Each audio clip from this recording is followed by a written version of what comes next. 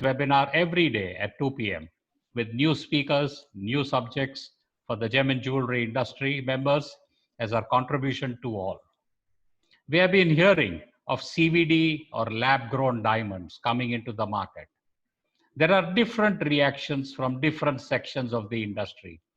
Some have the fear that there will be chaos and disruption in the field of natural diamonds and the natural diamond jewelry also. And there are some who very coolly say this is just another category of product that is just entered the market. So should we enter this market? Should we wait and observe?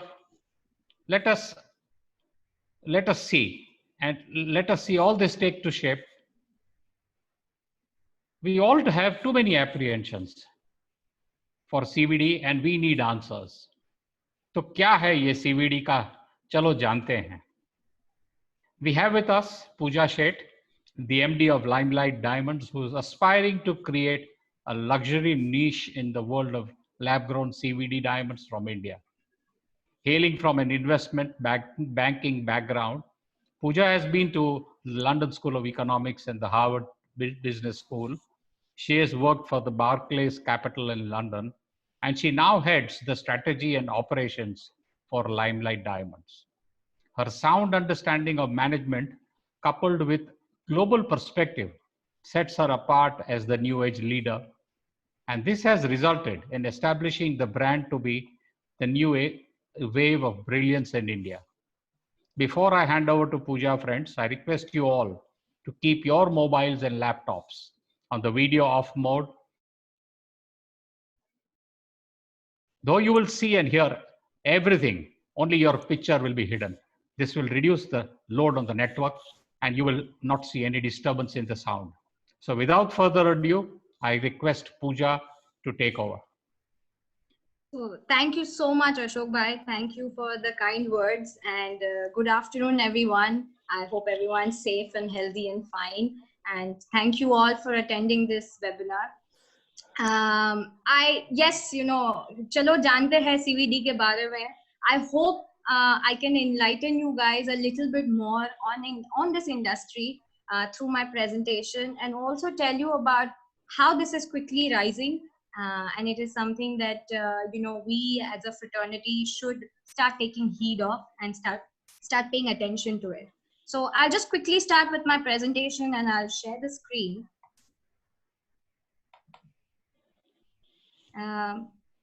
Ashok sir, can you see my screen? Just perfectly well. Yeah, perfectly all right. Great, thank you. So lab-grown CVD diamonds and incremental business opportunity. You know, I feel like, I hope at least by the end of this presentation, I am able to give you guys 3 takeaways from this. The first one being that lab-grown CVD diamonds have quickly and very strongly established itself as a you know, separate product in the global gems and jewelry industry. The second most important takeaway is the fact that CVD diamonds is a very strong make in India product and something that as an Indian gems and jewelry fraternity, we should all start paying attention to and perhaps feel proud of and encourage as well. And third one being that we must look at this as CVD lab-grown diamonds as an incremental business opportunity and additional business opportunity, a separate product that you can now start offering to your consumers in your stores. So let's go ahead and see what has CVD diamonds done so far. So 2018, last 3 years, you know, lab-grown diamonds has seen a big dhamaka. I would say in the global space. 2018 se ye chalu hua when you know, the Federal Trade Commission, FTC of the US and Matthew Hall of GIA came out with bold statements talking about lab-grown CVD diamonds. FTC, Federal Trade Commission of the US, you know, they said ki inko aap synthetic nahi bula sakte. They changed the definition of lab-grown diamonds to saying that they're as real as natural diamonds and hence cannot be classified as the word synthetic, right? Along with that, Matthew Hall from the GIA also came out and said ki They have the same physical, chemical, thermal, and optical characteristics as a natural diamond. This obviously stirred a lot of waves in the industry to understand कि ये authentic product है, real product है, artificial diamond नहीं है, moissanite और दूसरे simulant से अलग है. They're like test tube babies in some sense, right? उसके साथ साथ De Beers also launched, the king of mining stepped into the lab grown diamond space, launched its own lab grown brand called Lightbox. They also said कि हम $90 million का facility set up करेंगे in Portland to cater to the lab grown diamond production for Lightbox, right? There was a very key and specific survey that had happened in the US जिस पे हमें ध्यान देना चाहिए, which said कि 70% of millennials preferred to purchase lab grown diamonds in the US. और 2018 में slowly lab grown diamonds India में भी आने लगा with Fiona Solitaires starting to offer lab grown diamonds as an offering and bringing it to the Indian consumers. 2019 में ये बढ़ते गया, धमाका और बड़ा हुआ. Global lab grown diamond production 2 million carats पे पहुंच गया था. 3% of natural diamond का market they had captured, right? And if you will see market opportunity, Paul Zimnisky जो एक famous analyst है, उन्होंने बोला था कि this market, CVD diamond jewelry market, is expected to reach $15 billion by 2035. आज currently ये market size is about 13,000 crores, which is expected to cross 15 billion, or in other words 1 lakh crore by 2035, right? और ये natural progression हम देखने लगे थे India में भी, जहाँ पे India's exports of lab grown diamond production was up 102% year on year in 2019, when natural diamonds were down by 19%. We also saw pricing, which is one of the key and very significant aspects of the the industry, where we saw कि lab grown diamond जो CVD diamonds है specifically 1 carat up जो बनता है, उसका pricing last quarter में 28% up था, right? So contrary to people's opinions, this has started धीरे धीरे वो अपनी जगह बनाने लगा है. और 2019 में Limelight जैसे brands भी introduce हुए with support from the royal families of India. 2020 also एक धमाकेदार start देखा था lab grown diamonds में, जहाँ पे again polished exports Feb में was reported to be 60% up year on year, जहाँ पे natural diamonds was down by 40%. Slowly दो brands आ चुके थे 2019 में. 2020 saw the advent and introduction of 3 other brands, right?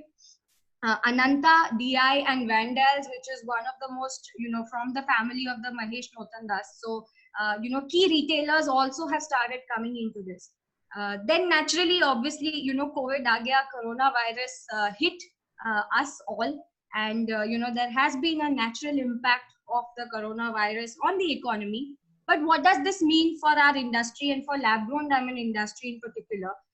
वो मैं थोड़ा highlight करना चाहूंगी.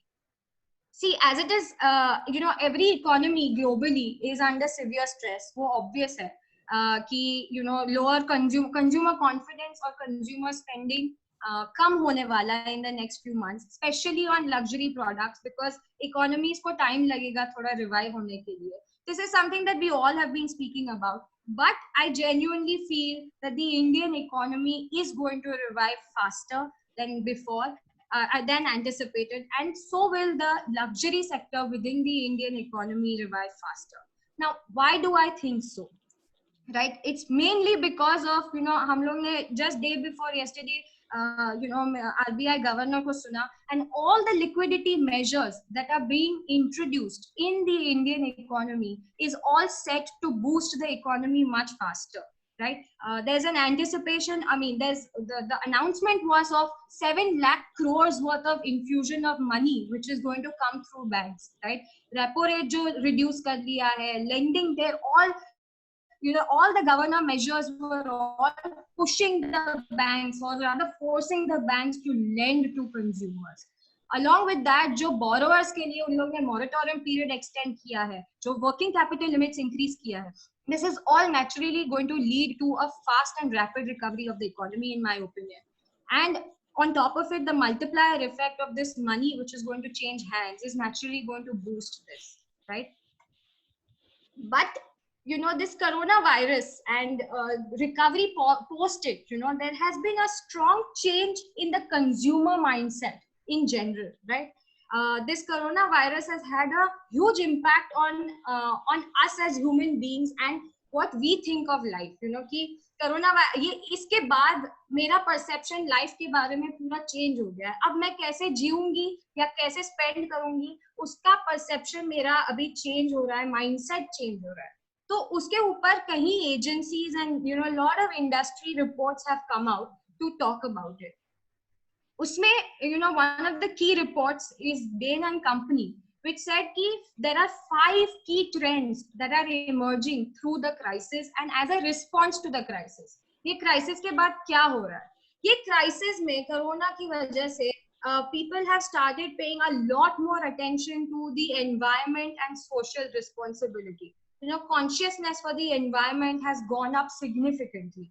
In fact, UN chief, the UN environment ambassador and the chief had come out in the open and give out a statement to us saying कि coronavirus actually एक warning signal है हम लोगों के लिए to stop all the damage that we are doing to the environment. अगर आप ये last line पढ़ोगे तो it says कि the destruction of the natural world from farming, mining and housing has brought the wildlife in much contact with the people. All the deforestation that has happened so far is bringing the wildlife habitat in close contact with the human species. This fear and this mindset of making sure that we now become more responsible and more sustainable to the environment has already started creeping into the consumers. Consumers सोचने लगा है कि आगे जाके मुझे environment को बचाना होगा वरना मैं वापस मरूंगा, right? Second चीज is कि ethics has become as important as aesthetics, right? हम पहले भी बात करते थे, but it's now become even more important to be extremely honest in trade, extremely transparent with full disclosure. So I think that is going to also start taking more important. Third and the most interesting aspect is that the love for national products is going to rise, right? Now, we have already seen the government making a lot of attempts. In the newspapers, आप रोज पढ़ते होंगे कि मोदी जी काफी बोल रहे हैं and they're strategizing on plans to promote Make in India products. But at the same time, consumers have also started feeling the love for national products.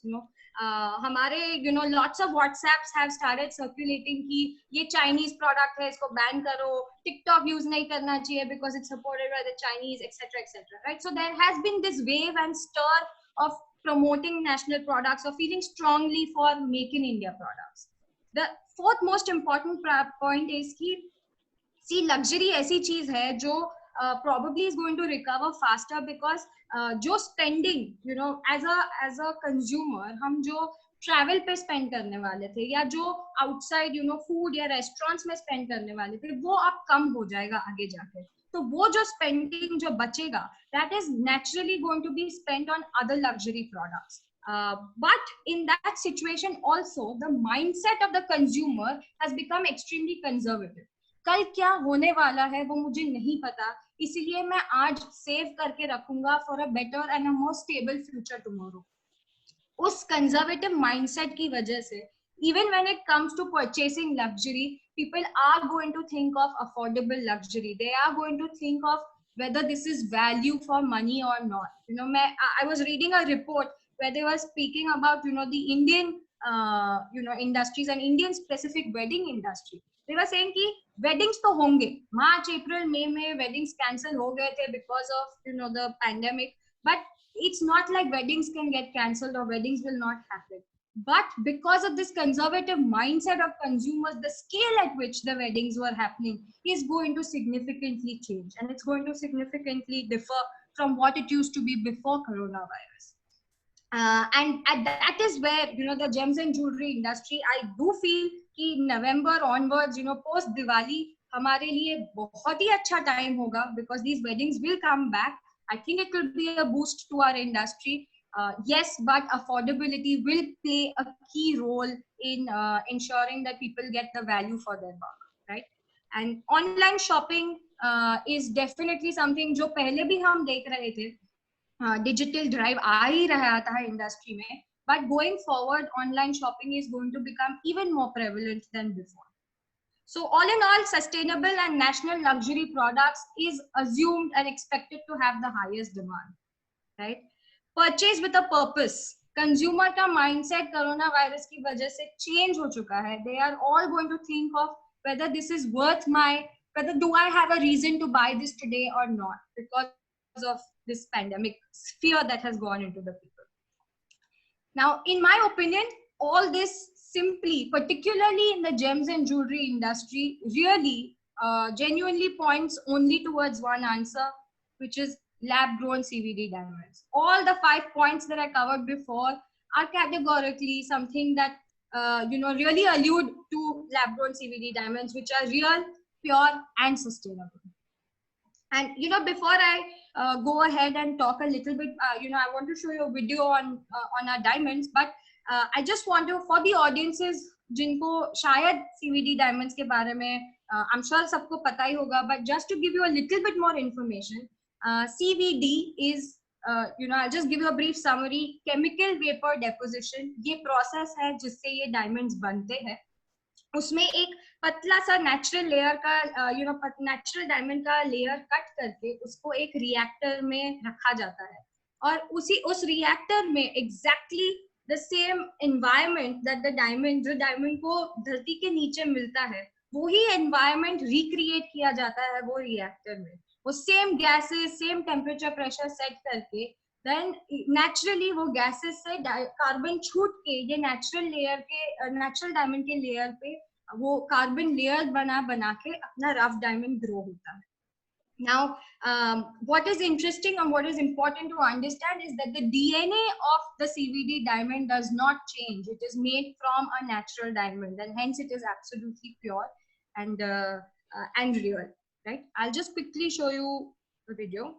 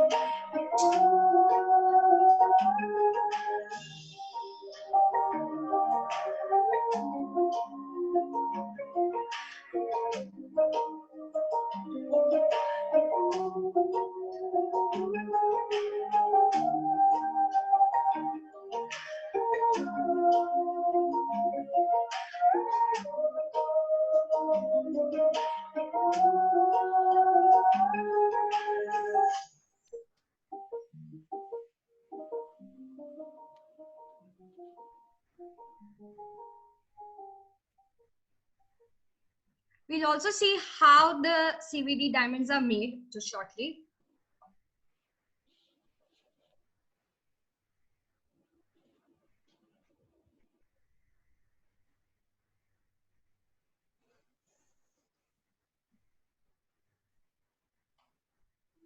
CVD diamonds, named after its process, chemical vapor deposition, undergo the same process as natural diamonds. It all starts with a diamond seed. A thin layer is cut from the natural diamond to form the CVD diamond seed. This seed is a type 2A seed, the purest form of diamond, 100% carbon. The seed is then polished and prepared to a required thickness for it to be placed in the CVD plasma reactor.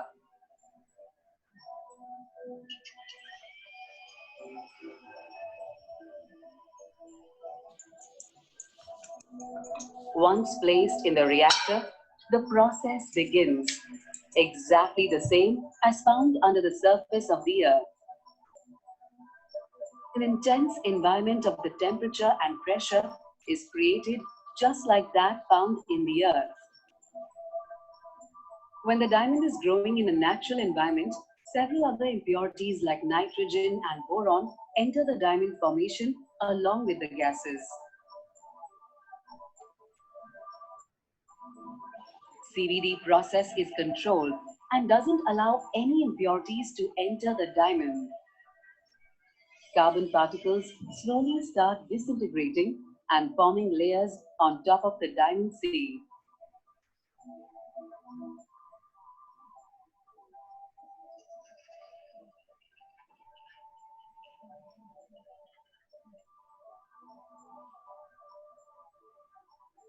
The result is a rough CVD diamond, the same as a natural diamond, only purer.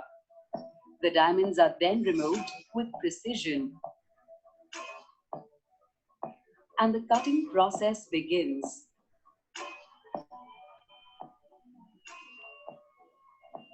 And they are the same. CVD diamonds have the same physical, chemical, and optical properties as the natural diamond. The guarantee of quality, the beauty of nature. A diamond deserves to be perfect.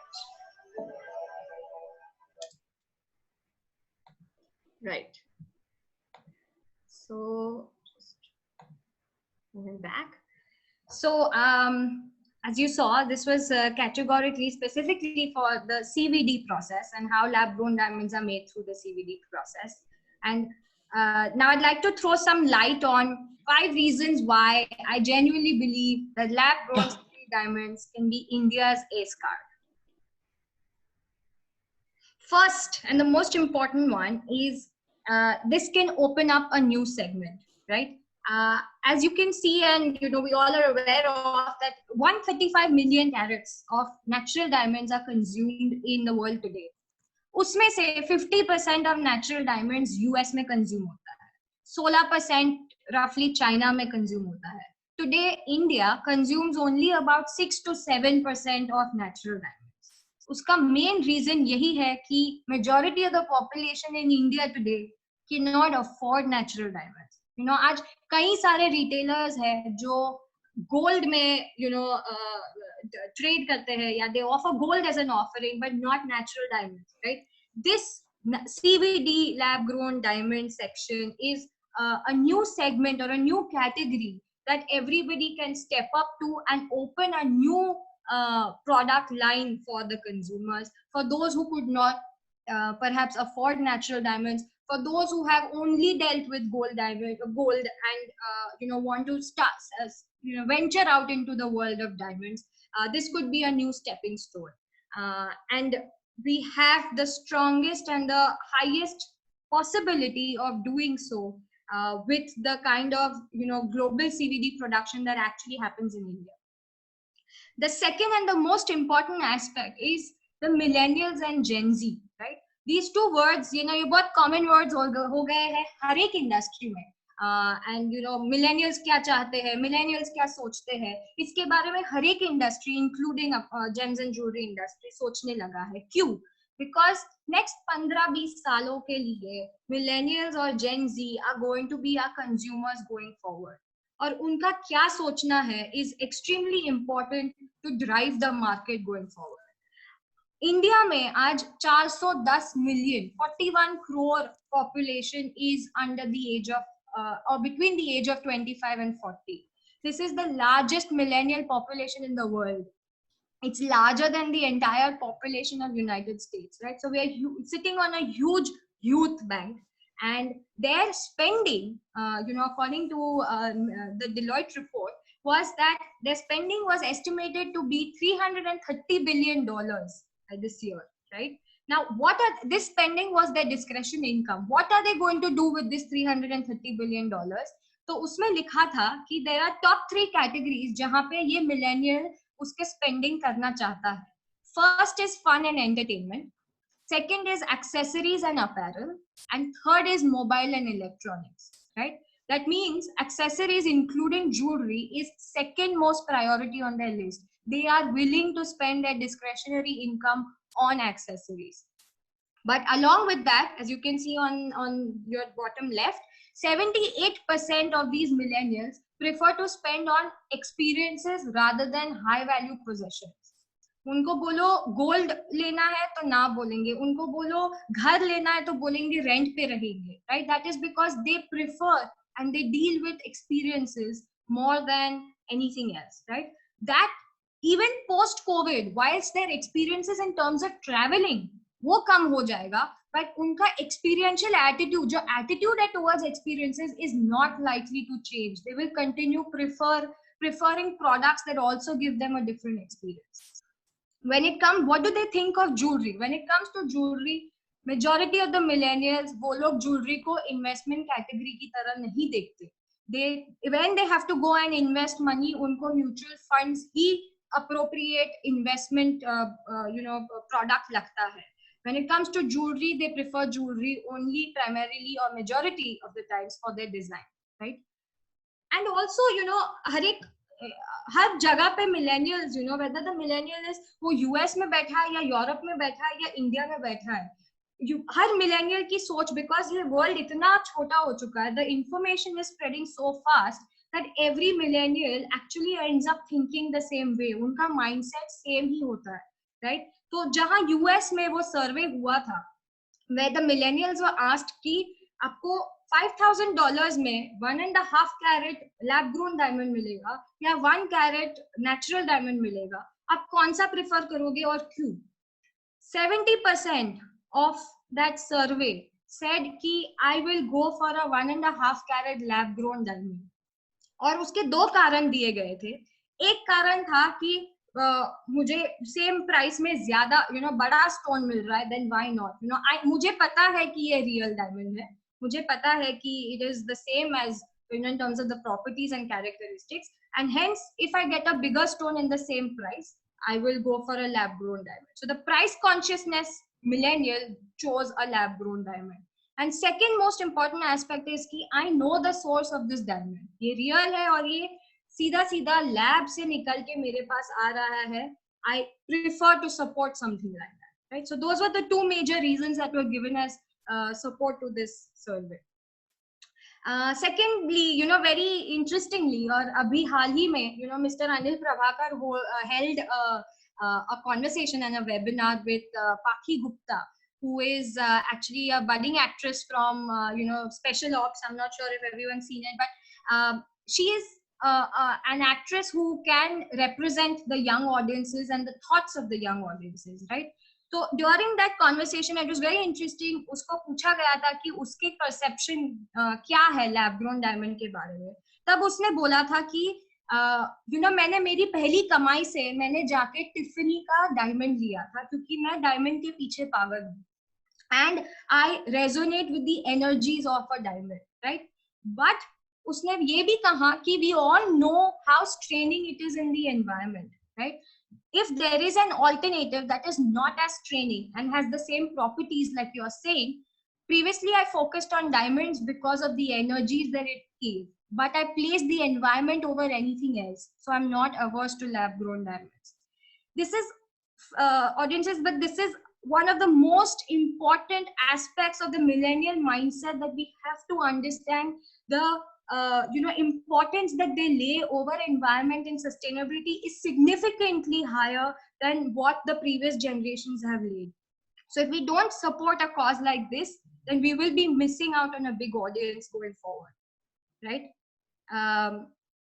That's moving on to my third point, which is this whole aspect of sustainability. Is it's clear, the reason why a lab grown CVD diamond is more sustainable than any other gemstone at this point in time, which is dug out of the earth, is because I don't have to mine.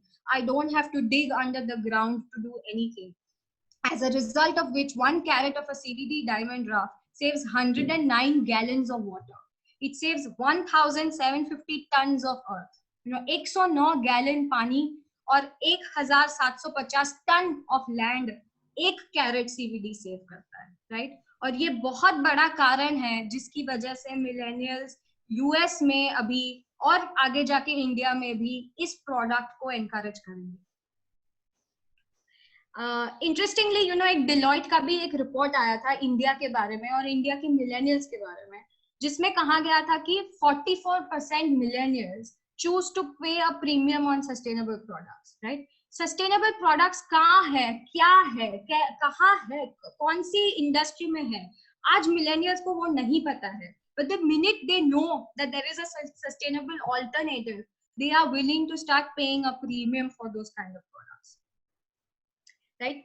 And if you go to see, every industry is now getting a sustainable version of their product, right? Whether it's the automobile industry, whether it's the fashion or any plastic related like brushes or straws, everywhere where there's potential of technology to bring a new wave, sustainable products are getting that kind of encouragement. What is very, very interesting to understand against all of these industries, to where gem and jewelry industry with a product like lab grown diamonds stands far, far, far in a much better place than them. And I'll explain why. If you will compare electric vehicles to any conventional cars, the electric cost of an electric vehicle is significantly higher than the equivalent conventional car, right? When it comes to fashion today, sustainable fashion or recyclable fashion is much more expensive to the end consumer than the normal product of it, right?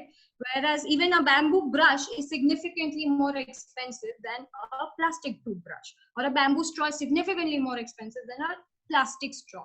This has become the biggest hurdle for consumers to opt for sustainable products across these categories at this stage. Whereas in contrast to that, for the gems and jewelry industry, the lab grown diamonds come at a significant affordable rate to the end consumers. And that's the biggest strength that we have to push a sustainable category like this in our industry.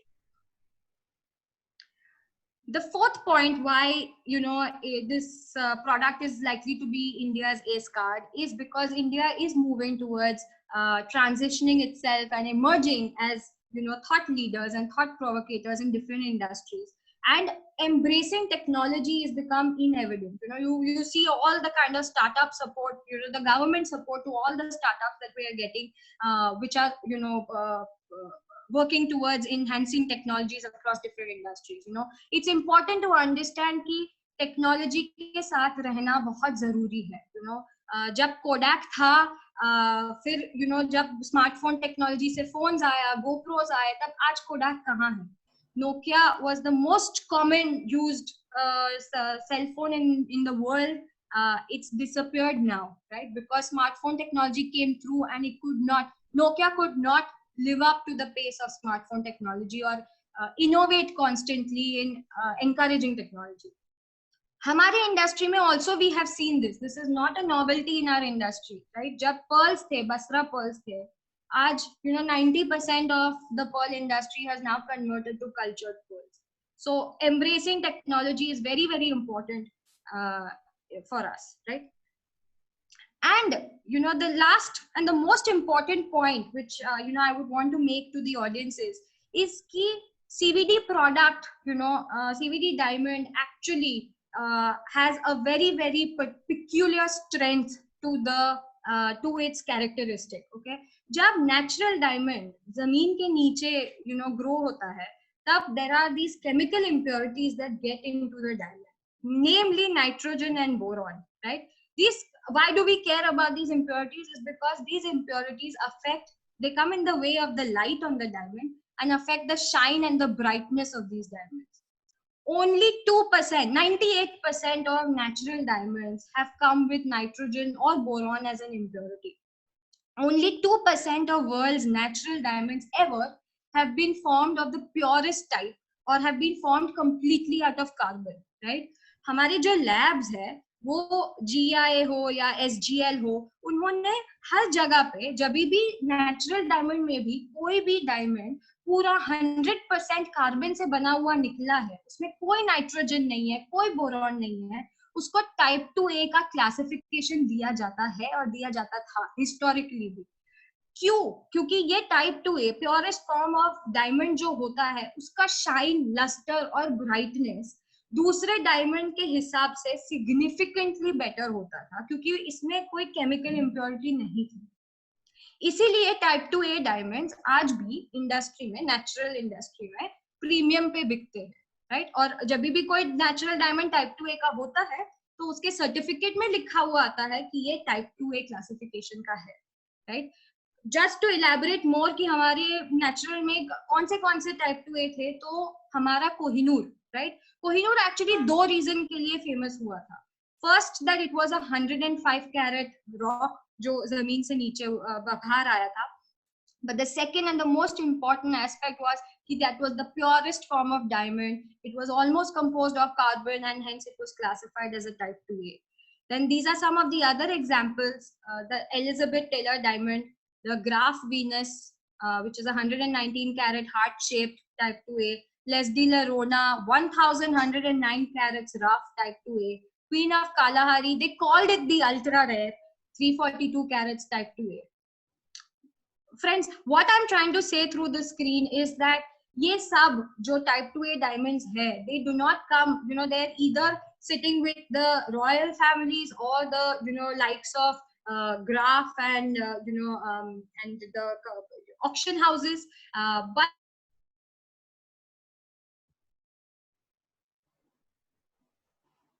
Hello. they do, right? When we are creating the environment under the reactor, it is in my control to make sure that all, along with the gases, there is no impurity that goes inside the diamond. And as a result of which, 100% of CVD diamonds come out as type 2A diamonds, right? And this is certified by all the, labs and grading agencies. This is one of the lab certificate where you can clearly see that along with the fact that we are stating that these are the nature of origin is lab grown and these are CVD diamonds, but it clearly mentions that these are type 2A classified diamonds, right? So yes, so I hope that I would want to now continue towards bursting some of the misunderstandings or misrepresentations of these industries. And of lab grown CVD diamonds specifically, to clear out some of your other thoughts as well. Now, myth number 1, the first misunderstanding जो अपनी industry में है is कि हर lab grown diamond CVD diamond है, right? हम जब भी lab grown diamond industry को refer करते हैं तो सब CVD diamonds ही बोलते हैं, but that is not true. Every lab grown diamonds 2 processes से बनते हैं, एक है CVD और एक जो चाइना में बनता है थ्रू HPHT. 90% और लैब ग्रोन डायमंड्स जो आज ट्रेड हो रहे हैं वो मेजॉरिटी स्टार मेले की कैटेगरी अंडर 18 सेंट्स की कैटेगरी से आते हैं और वो मेजॉरिटी चाइनीज HPHT डायमंड्स है. The difference between an HPHT diamond and a CVD diamond is कि HPHT diamond में molten metal की impurities आती है, इसलिए कभी भी HPHT डायमंड को प्योरेस्ट फॉर्म ऑफ डायमंड नहीं कहा जाता एंड HPHT डायमंड्स को कभी भी टाइप 2A का सर्टिफिकेशन नहीं मिलेगा थ्रू एनी लैब्स और through any laboratories. So point number 2, कि CVD डायमंड्स की कोई रीसेल वैल्यू नहीं है. नाउ resale value या buyback कहो या exchange opportunities कहो, this is something very, very inherent to the Indian gems and jewelry industry, and it is something that brands collectively have offered this to their end consumers, right? Even in the CVD diamond space, there are brands like ours, Limelight, which have come out and offered resale and buyback and exchange opportunities. We offer a buyback and exchange on every piece of jewelry that we offer to our consumers, right? So it's not true that CVD diamonds will not have any resale value. The third, most important point actually, कि सबको लगता है यार, machines आ गए, lab grown, अब तो labs में बनने लगे, तो the prices, as we have seen previously also, सब CVD diamond के prices घटने वाले हैं, और they're naturally going to keep falling down as supply increases, right? But this is also not true, right? Because majority of, so I'll tell you what has happened so far, and then I'll tell you what will happen in the future. So far, the price fall that you have seen, majority of that has actually been on the Chinese HPHT diamonds, right? CVD diamonds, in fact, like मैंने पहले भी screen में mention किया था कि CVD diamonds, 1 carat up diamonds ने last quarter में 29% price hike देखा था quarter on quarter. That is because आज के ज़माने में the supply, the amount of players who are producing CVD diamonds, or the production of CVD diamonds is significantly lesser than the demand of it, even at this stage, right? And hence, the demand-supply dynamics is actually promoting CVD diamonds much more. Secondly, the technology is it's a capital-intensive technology. It's a complex technology. So ऐसा नहीं है कि कोई भी machine, CVD machine लेके line में लगा के they can start bulk producing. There are different patents and different technology attributes that need to be taken care of, which is why ये technology ऐसे ही इतनी जल्दी नहीं फैलेगी. I don't mean to say कि technology है at the end of the day, so it will increase, but the rapid increase in supply is not something that we will see, right? And I just want to allude to some of the technologies that have seen this kind of bulk production going forward, but the pricing has been defined by the brands rather than the product itself, right? So because if you see the smartphone technology, right, they are the same technology, but different brands that are now being able to offer different pricing. The reason why I'm saying that is that perhaps to any other gem and jewelry segment, I strongly believe that CVD diamonds will be, or any other product going forward, will strongly be driven by the key brands that come out with the brand offering, because millennials, again alluding to millennials, they associate themselves with brands. They don't associate themselves with generic products. That is why iPhone is and has been able to call the premium that it has been calling. उन दोनों में technology same है. Cost of technology has probably gone down for iPhone also, right? But the pricing that it is charging versus a Xiaomi is double, right? Dekho, iPhone 11X will sell for 65,000 rupees, whereas Xiaomi sells the same equivalent will sell for 35,000, right? Despite having the same technology.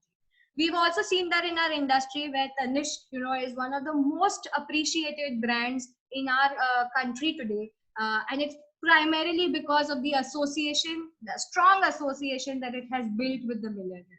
And I think that is what is going to take any brand forward. Along with that, what is also anticipated is कि ये supply demand scenario है for natural diamonds, okay? ये एक study है and forecast है जहाँ पे बोला गया है कि आज जो 134-135 million carats consume हो रहे हैं and produce हो रहे हैं, that is expected to go down to 14 million carats in terms of production by 2050. Right? And uska, the best sort of, the most important validation that has come through is Argyle mine, which has been one of the biggest mines in natural diamonds, has now shut down or announced its shutdown. So we see that, there will be a gradual decline of supply of natural diamonds, but at the same time, the demand for natural diamonds is going to constantly rise. So there's a huge demand gap that we see for diamonds, which is going to come through. And that is what is going to also strongly benefit the lab-grown diamond sector. Right, and that this is my fourth myth, which says that CVD and HPHT are of the same quality. Like I mentioned before, HPHT is primarily produced in China, and India and China are the largest exporters of lab-grown diamonds, and majority of diamonds that are exported from from India, or sorry, majority of the diamonds that are produced in India are CVD. Right, so CVD is, the difference is that CVD replicates what happens under the surface, but HPHT molten metal use करता है, and hence type 2A नहीं मिलता. And ये this had become, ये बहुत बड़ा issue बन गया था जब De Beers ने announce किया था कि 1 carat is going to now be charged at $800. So everybody thought कि 1 carat of a CVD or a lab grown diamond has now fallen to $800. But that is not true.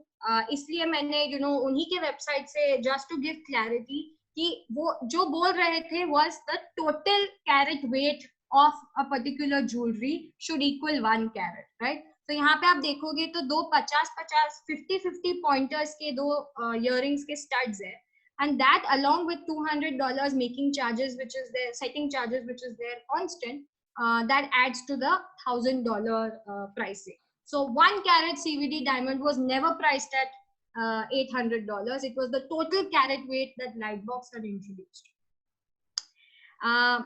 Yeah, so that's all. I thank you guys for listening in, and I hope I have been able to answer some of your queries, and I'm open to taking questions now. But I genuinely hope that there have been some positives that you guys have been able to take, and perhaps even to the councils, I would strongly urge that perhaps this sort of invokes some sort of support that you can extend to even lab grown diamond, and encourage lab grown diamond as a product through the councils as well. Yeah, thank you guys. I'll take questions now. Yeah, Pooja, can you close your perfect. Yeah, okay. Thank you very much, Pooja. In fact, before we take on questions, I have a few questions to understand. The first and the foremost is that you don't have any jewelry or diamond backgrounds at all. You have been an investment banker. You are from Harvard. You have been from the London School of Economics. What prompted you to get into lab-grown diamonds? Right. So, in all honesty, sir, yes, in fact, before entering this industry, I was not even in the mind space to purchase diamonds. Not yet. I hadn't reached that stage yet in my life cycle. But the fact, I actually happened to visit one of the labs in our country, and I saw the level of design, tech, and automation that happened in those labs. And that is what sort of, pushed me and encouraged me to bring out this story, because when I saw the labs, and then I saw the majority of the diamonds were actually being exported to US, because US as a market had opened up, and consumers over there had started purchasing lab grown diamonds. I felt like it was time to tell this story to our country, because our country has the biggest opportunity when it comes to millennials. And looking at the scale of production and the level of production that our country was doing was something that really propelled me to do this. And in fact, my reason for coming back from London was always to do something for India, from India. So that's when I moved back and I got this opportunity. So I feel strongly about that. So, yeah, in fact, that's very, very interesting and very inspiring, actually, because on one hand, it may be seen as your weakness, that you don't belong to a diamond family, so you know nothing about diamonds. But in today's world and in today's young millennial generations, I think it works to your advantage that you don't come with blinkers on. So, that's definitely a big advantage. Okay, now coming to, it has been a wonderful presentation, and we do understand that both the categories of natural diamonds as well as lab-grown diamonds are here to exist together.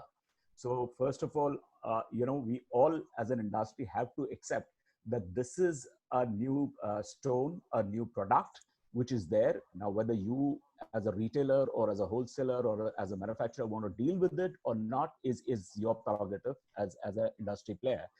But whenever there is a new product that comes in, so there are certain positionings that every product gets associated, especially since I come from the marketing world.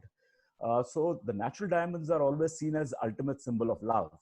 And yesterday, in fact, I had done a webinar, and wherein there was one question on synthetic diamond. In fact, people insisted on calling it as a synthetic diamond. And one of the participants did mention that, if your love is natural, you go for the natural diamond. If your love is synthetic, then you go for synthetic diamond. So if the positioning of, the natural diamond is for ultimate symbol of love, do you see any different positioning for lab-grown diamonds? Yes, sir, absolutely. And I think it plays a huge role. I mean, at the end of the day, diamond itself was just a rock, right? And positioning is what has, created this aspiration behind even a natural diamond today.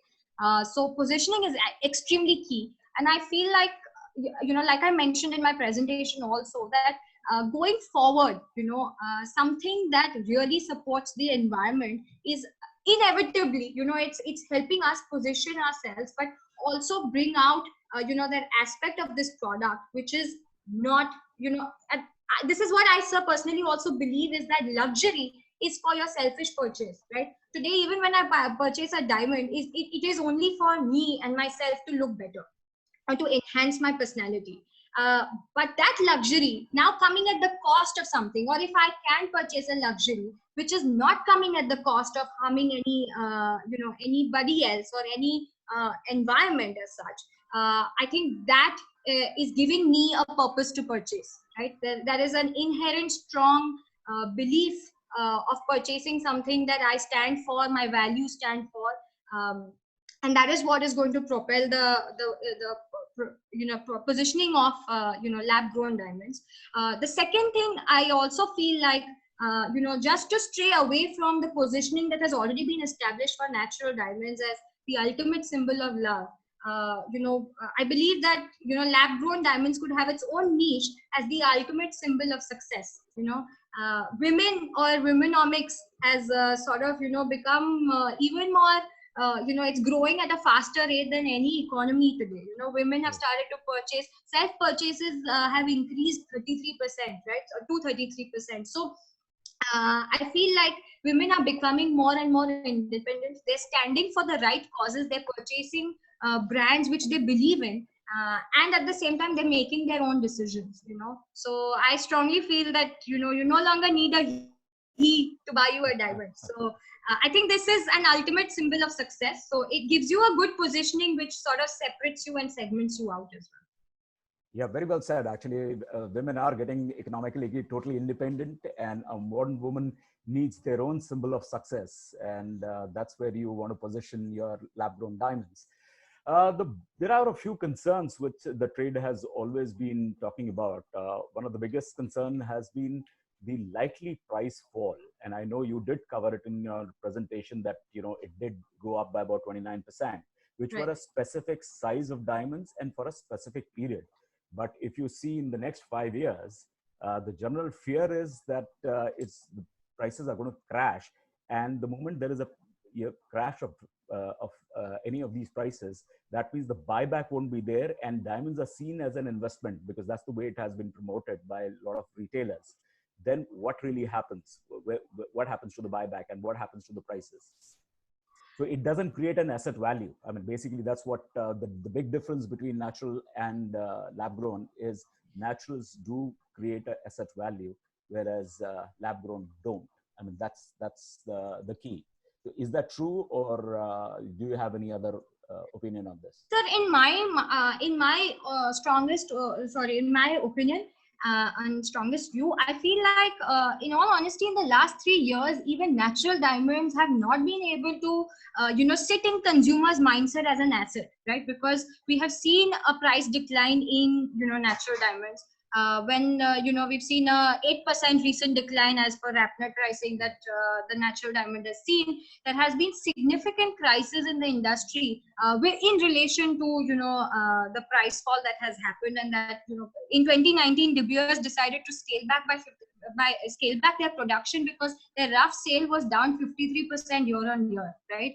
With the whole Modi scam, that Nirav Modi scam that had come, there was significant scale back of financing that had come, that was coming from the bank. So the industry in every sense has been feeling the heat of a decline in natural diamonds also as a product catering to an asset class of investment. And in my view, I think going forward, the mindset, firstly, the mindset of the consumers is changing towards jewelry in general, where they're not looking at it from an investment perspective. They're looking at it from honing perspective. Second is that I strongly feel that post the coronavirus pandemic, there is a sense of guilt and fear that has infused in the minds of the consumers of purchasing anything that's harming the environment. And as a result, I feel like mindset will start affecting consumption of different products. That again, I strongly feel will start propelling products like CVD in the market. And like I mentioned, when it comes to the CVD market dynamics, supply-demand dynamics, contrary to people's opinions, when you look at lab-grown diamonds, majority of the price fall has actually been for the Chinese because they dumped huge stocks of HPHT diamonds in our country today. That's where we have seen the price fall. If you see anywhere, carat up, CVD, carat up is typically where CVD diamonds are traded. And that has actually gone up in the last few years. We've also seen US brands actually increase their pricing by 15 to 20% in the last few years. So I feel like the demand is outpacing the supply right now because supply of CVD diamonds is not easy. No, but the fear is that today Chinese may be in HPHT, and that's why there is a huge volume of HPHT coming in, and that's where the price crash is happening. What if they get into CVDs and tomorrow they come up with huge volumes? Then there will be a price crash. So, sir, actually, that's a very good question because so CVD as a concept actually existed for the last 50 years, right? CVD diamonds were initially made 50 years ago, primarily for industrial purposes, right? Only in the last decade, there have been about 8 to 9 players in the world who have managed to invent, CVD as a technology for gemstone quality diamonds, right? And, there has been people from India, Russia, Singapore, US, but China has still not been able to crack it, right? So if in the last 10 years, whilst all of these countries have managed to, China hasn't, there has to be some form of, deterrent in that country, which is not enabling them. So I feel like before that happens, I think India is well poised to take this opportunity ahead and, take this product and segment it so that Chinese can't dump. And I also, just one more point to that is, I've also been seeing a lot of government news which are coming through, which are not banning, but discouraging Chinese products. So if that also happens, Nitin Gadkari's recent article, today's article, said that import of there's going to be an increase in import duty hike on Chinese products likelihood. So I feel like that is also going to help us in that sense. Okay. One of the concerns which most of the retailers, because I have been chatting with some retailers, and in fact I can see on the chats also here, the concern is that they all have stocks of natural diamonds. Now, even if they want to get into, lab grown as an incremental opportunity, so they have an additional category, which they deal in. What happens to the stocks of natural diamonds? How can, they really compete with each other, and what will happen to that? So actually, this is one question that I've been listening to. I mean, I've spoken to across maybe 300, 400 retailers in the country today in the last 3 years. And I have heard exactly the same question, and nothing has changed from what it was 3 years ago to what it is now, right? So, nahi ho raha hai, natural diamond ka stock kahin nahi ja raha hai because unfortunately the prices are falling, right? So people are not being able to stock up, people are not being able to get rid of their inventory. But I genuinely feel like this is the time, and this is probably the right time to start replacing little by little of your current natural inventory stock to lab grown stock, to try it out, to test it in the market, to see consumer responses. Because we as brands, we have faced fantastic response. Even in our country today, the minute they are educated, minute consumers understand what this product is, they are coming out and buying it for what it is. So I feel like we need to start replacing little by little. Okay. And one of the other bigger concern, which is about, if I, as a retailer, start stocking lab-grown diamond, what happens to my image? And this is actually, a lot of retailers have this apprehension कि मेरा, consumer को लगेगा कि मैं कुछ mixing कर रहा हूँ, या मेरा बाजू वाला retailer मेरे को accuse करेगा कि देखो ये आदमी तो lab-grown में deal करता है तो mixing करता होगा. That is one area of concern. The other is overall that it's a cheaper product. So why a big retailer or a reputed retailer is getting into lab grown? Having said that, of course, my personal opinion is very different because De Beers themselves are, actually come up with a brand in lab grown. So the concern of a image shouldn't be there, but nonetheless, in India, at the moment, this concern is definitely there. So उसके बारे में आपकी क्या राय है? No, I absolutely agree, and I resonate with their concerns that if I end up selling two different products that actually have different origins but under the same brand, that will probably sabotage the image of me as a retailer.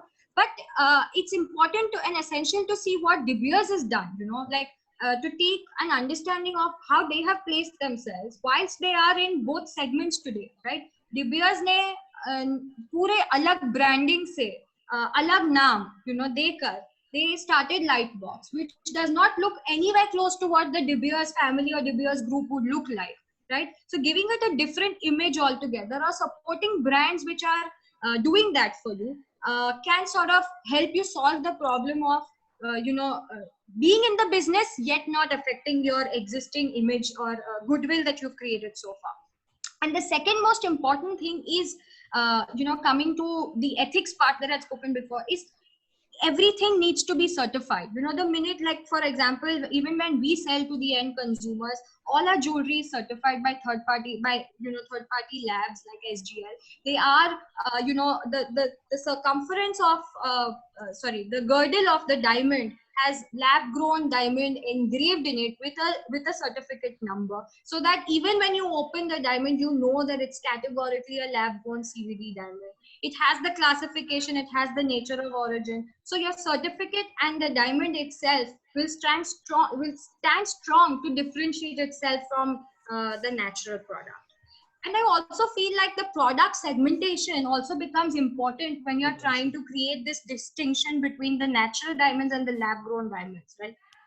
What happens with lab-grown diamonds is that your value for money essentially is in the larger solitaires. Majority of what we sell as retailers in the natural diamond industry is everything that we make of smaller diamonds, right?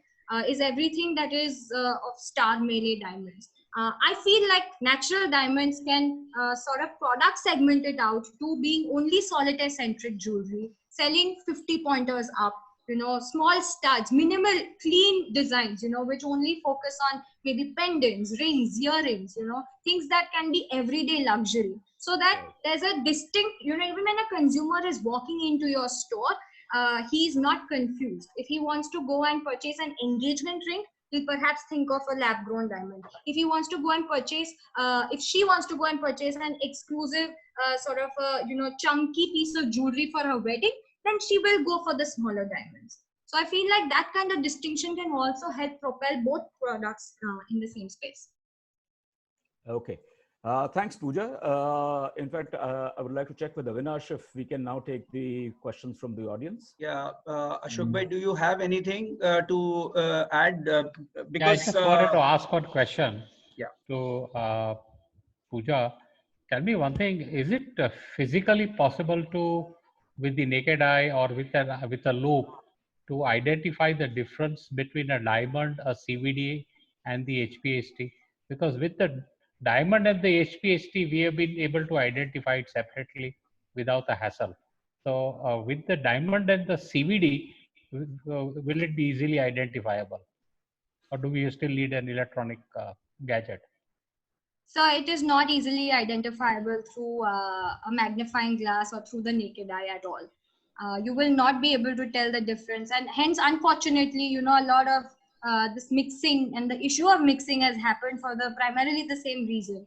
And hence certification here becomes extremely important when you're selling lab grown diamond jewelry. But you need labs and you need those instruments to tell the difference between, because there is no difference in their growing structure, right?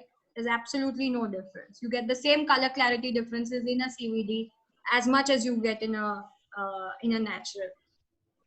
Okay, thank you. Pooja, what are the sizes available in CVD? As you said, 18 cents and below, you are getting HPHT diamonds from China. So Right. do you say that whatever diamonds are being created in CVD are only 1 carat and above? No, that's not what I mean. See, as Okay. labs or labs that produce CVD diamonds, they produce a whole range of diamonds, but their focus is largely 30 pointers out, right? But like, for example, you know, the jewelry that we make as part of our brand, we embed CVD diamonds only. We don't use any HPHT. So even the smaller diamonds that we use are primarily CVD diamonds. But yes, getting whole, the supply of under 30 pointers of CVD diamonds is significantly lesser as opposed to HPHT. HPHT is widely available under 30 cents. Okay. When you say Star and Melee are available, so what is the price point difference between the natural diamond and the lab grown diamonds? Right. So the price point different to the end consumer between a lab grown and a natural diamond is at least 50%. 50%. Right? Correct. Okay. And they are available in what qualities? Lab grown diamonds. Yeah. Every quality, right? So, but the fact of the matter is that it's driven by the demand and supply situation, sir. So right now, majority of these producers, because US has opened up as a market, so whatever, Okay. you know, the quality that US asks, as a market is something that is being produced. But one thing that I would want to, also educate the audiences is कि ये machine में ऐसा नहीं है कि, मैंने एक button दबाया और DIF निकल गए, right? I cannot press buttons to decide on the quality of the diamond जो ये machine से निकलेगा. जैसे मैंने टेस्ट ट्यूब बेबी का एग्जांपल लिया, मैं नहीं डिसाइड कर सकती कि ये बेबी बॉय बनेगा या गर्ल बनेगा या उसकी मुझे दीपिका पादुकोण का फेस चाहिए.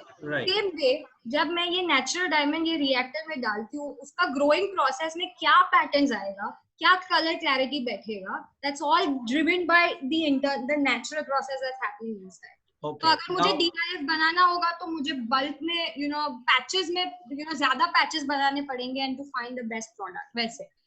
Okay. Now based on this, one more question. Sure. When you see filled diamonds are there nowadays, fillings are happening, so they lose the sheen of the diamond over a period of time.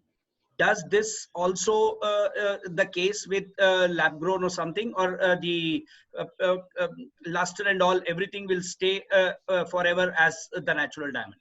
So, sir, I cannot talk about the HPHT diamond, to be very honest. No, I'm not talking about HPHT at all. I'm talking about lab grown as well as a comparison to the natural diamond only. Correct. So if I talk only about the CVD diamond never ever loses its color. It does not fade. And it has been tried, tested, validated that it will never lose its fade or shine or effect or brilliance or color. Okay. One more important question which was asked by one of the participants is, what's the carbon footprint coming out of the lab grown diamonds and how green are they? And what is the impact of electricity consumption on the nature of because of the manufacturing of lab grown diamonds when we are talking about environment friendly, about the natural and CVD? Sure, absolutely, sir. That's a great question. And when it comes to carbon footprint or all of these, there's been a lot of talk and a lot of controversies that have been created around it. But I'd like to say that from all the data that we have, 1 carat of CVD ends up, like I mentioned in my presentation also, it ends up saving 109 gallons of water. It ends up saving about 1,750 tons of land, primarily because of no mining. And when it comes to the electric consumption, sir, most of the mines, right, consume electricity of about 8 kilowatt hours, 80 kilowatt hours, 60 to 80 kilowatt hours per carat. Contrary to that, many of the growers in our country today consume only 40 or 45 kilowatt hours per carat, right? So the electricity consumption, again, because there is no mining involved, is significantly lesser, contrary to other thoughts, right? And hence, you know, in one way, if you look at the carbon emission aspect, right, so whilst we're getting third party validation on this as we speak, you know, to go and talk to the, you know, get validation on the growing facilities, but the fact of the matter is कि if you think of this technology, ये technology कर क्या रहा है? बाहर से methane ले रहा है, right? मीथेन में से कार्बन निकाल के it's making diamonds out of that carbon, right? So you're essentially actually taking carbon away from the environment. The only aspect, yes, I agree, is the electricity point, but even in that aspect, we stand at this, and many of these growers, sir, are now looking towards renewable sources of electricity also, right? So building solar plants around the growing units is also something that people have started taking into consideration as another step. Okay. What about the fluorescence in diamonds, in lab-grown diamonds? None, sir, none. Absolutely none. Okay. I think I have taken most of the questions from the participants. I have a question. Yeah, Ashok bhai, please. Okay, there is a sector which is selling from China a lot of clarity enhanced diamonds, where clarity and color both are enhanced, and they are another challenging category to CVD, and it is sold almost at the same price of CVD. Are you aware of this? Correct, absolutely. So as Limelight, you know, we stay away from those products. We are not looking at those products. In fact, some of the growing units in our country have come out with a way of making sure that you can produce the same color clarity without any. So this enhancement is, you know, it's an HPHT treatment that happens, not HPHT method of growing diamonds, but an HPHT enhancement treatment that they do over diamonds to enhance its color and clarity. But there are these S-grown diamonds which are now coming forward. The growers are only focusing on producing things without creating this HPHT enhancement, particularly in India, and exporting outside. The difference between these two is that those are natural, while these are lab grown. So the marketing technique of this, I think it is happening in Canada and America, where a lot of marketing is happening, that instead of buying lab grown diamonds, why don't you buy natural diamonds, which are color and purity enhanced, and you are still buying it at the same price. Are you not aware of this? No, I'm not aware of that. A friend of mine does it in a very big way in the US. Right. Yeah. But sir, as I said, marketing is key, no sir. So I think the way you position the product is what is going to take CVD diamonds. I think he's probably gone. He's probably one of the very few who has started this, and I think it might take a little while for it to. I also feel, sir, authenticity of a product is something that consumers also pay attention to. You know, so the minute you say that something is treated to make it feel like something else, the authenticity of the product goes away. So I feel like that sort of steers the consumer's mindset away from, getting confidence in the product. Okay. Pooja ji, one more question. Is CVD available in fancy colors as well as in cuts like rose cut or polkis or something like that? Yes. So the clear answer to this is yes. They are available in fancy colors also, and they are available in. They can be available in rose cut and polki also. But the thing is that the market hasn't opened up, from a demand perspective for these kind of products. इसलिए उनका production ज़्यादा नहीं बन रहा है. पर पत्थर है sir, as it at the end of the day जो ऊपर बन रहा है, सो पत्थर से आप रोज कट बनाओ या फैंसी शेप बनाओ, you can do anything with the rough diamond, so anything can be made. Okay, I just can't stop myself by asking this. I'm not asking about your company policy, and don't reveal your company policy over here. But in general, everybody is talking about, when I'm looking at the chat. I don't want to ask this question, but I'm seeing only buyback, buyback, buyback. So, what's the usual policy which can be there in lab-grown diamonds? Actually, genuinely speaking, I didn't want to take this question, but there is a lot of pressure on that. So, if you can answer a little bit. Sure, sure. Sir, I genuinely feel like this should be considered as any other precious gemstone that we have in our industry today. And hence the norms should not change for this at all. Which is why, I will not reveal my policies, but we have also taken the industry norms and come up with a buyback policy which stands consistent to what let's say the natural diamond industry is offering.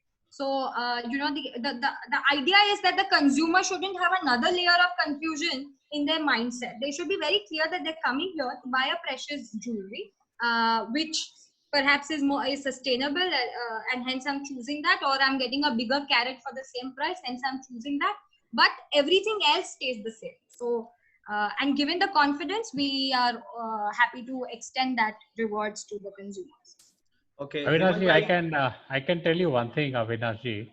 yeah, sir. Just out of my years of association with the watch industry also, that when the quartz watches were introduced by Japan in the 70s and 80s, it actually put the entire Swiss industry, which was making mechanical watches, into a freeze. They just could not understand how can a watch be made at 5 and 10% the value and be sold into the market, and instead of the thousands that they were selling, these watches started selling in millions. And but a very new thing happened is that Switzerland itself started learning the technology of how the Japanese were making the quartz movements, and they started adding and making them in a much better way. And they launched an actual competitive attack on the quartz watch industry and brought their entire country back to its feet.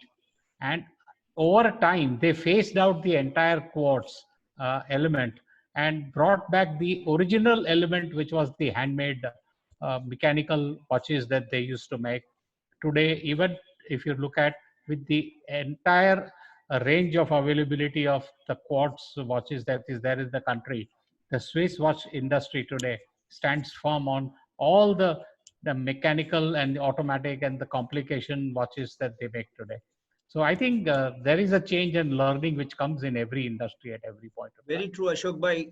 Just when you said that, see the difference between Rolex Celeste and the perpetual watches. We can easily say both are Rolex. Yes, yes. Hemant bhai, your question, please. Yes, yeah, fabulous presentation. Thank you, sir. Well, we've discussed it many times. There is only one aspect that I really do not agree with, and it's the question that everybody is asking: buyback. If you heard my other talks, I am a proponent of no buyback even in the natural diamond, mined diamond scope. Okay, but having said that, there is one observation I would like to make here. I, as a consultant, I consult with both lab-grown diamond manufacturers or growers, and also with people who make jewelry and deal with mined diamonds. So I am concurrently consulting with both the different kinds of products that we are talking of. And my continuous advice to everybody is, both the lab-grown as well as the mined, that this is an opportunity for you to reposition yourself. I do not believe that you need to worry about what lab-grown is going to do or what mined is going to do. You need to reposition your product. Okay, take leather for instance. Today, if a car supplier tells me there is genuine leather seat, it becomes an added value. In the same way, you need to reposition mined diamonds and lab-grown diamonds in a different way. Let me give you an example of something that happened with Nike. I know so many youngsters who had stopped using Nike when the entire story came about of how they were mistreating their workers in China. Okay, and Nike took a big hit. Also, we know that for a simple pair of flip-flops, I know people pay 50 pounds only because it carries the fair trade tag. Okay, so what is going to happen at the end of the day is that each product is going to sell to an audience that identifies itself with some of the properties / USPs of that product. Like, take a Jain. They won't even use natural leather for their shoes. Forget about their bags or car seats. Okay, so this is their belief. The belief can be because of the environment issues. The belief can be because of religion. The belief can be because of various things. So I believe that this is actually a place where we have to all of us jointly sit down and strategize and decide on a course of how we are going to position Mind Diamonds and how we are going to position lab-grown diamonds. And they both have to exist concurrently. There is no way that you can avoid that. That's my take on this situation. I cannot agree more to this than ever before, Hemant sir. Thank you so much. And in fact, given there are so many, from the Jain community in our industry, I truly believe this is a Jain diamond. So that is why I mentioned it. From that perspective also, that in some sense it is a Jain diamond. So that is why I mentioned it. Yeah. Thank you. That was my comment. Thank you, Avinash. Bachraj ji, any comments from your side? No, Avinash, thank you very much. Okay. Over to you, Ashok. I think on the buyback, I think if there is an element of buyback, I wish if Vinod Hygreave is there. Vinodji is not there. I just checked. Vinodji is not there today. Okay. So I think we have Prasad who's going to do the honors. Yeah. Okay. Thank you so much, Pooja, for that insightful and very, very educational presentation. The fact of the matter is that lab growns are here, whether you adopt it or whether you reject it, but you can't ignore it. And also the fact remains that today it's about 2 million carats. Tomorrow it's going to be 15 million carats. Today it is at about 13,000 crores. Tomorrow it's going to be at 1 lakh crore. So it is going to grow. So we all have to accept as an industry, whether you want to deal in it, you don't want to deal in it is each one's personal choice. But nonetheless, the fact remains that it's all here. And we all need to see this as an incremental opportunity, whether, if and when you decide to get into lab-grown diamonds. So thank you very much, Pooja. And in fact, I've already been getting a lot of requests to get your number or your email address, which in any case, I'll share with them. And they would be keen to be in touch with you. So thank you once again. And before I wind up, I just want to remind all the participants and the listeners that tomorrow I am doing a very interesting session with a great personality who is the fashion czar, who is Mr. Tarun Tahiliani. And the whole objective, the title of the topic is Bridging the Gap Between Fashion Industry and the Jewelry Industry. And both fashion and jewelry started almost 5,000 years ago, that's what it is said. And yet fashion jewelry, the way it has marketed itself, the way it has created brands, the way it has drawn premiums is something for all of us to learn. And there are certain elements of jewelry industry which fashion can learn from us. So it's going to be a very interesting conversation with a big personality like Tarun Tahiliani. So do tune in tomorrow at 2 p.m. Thank you.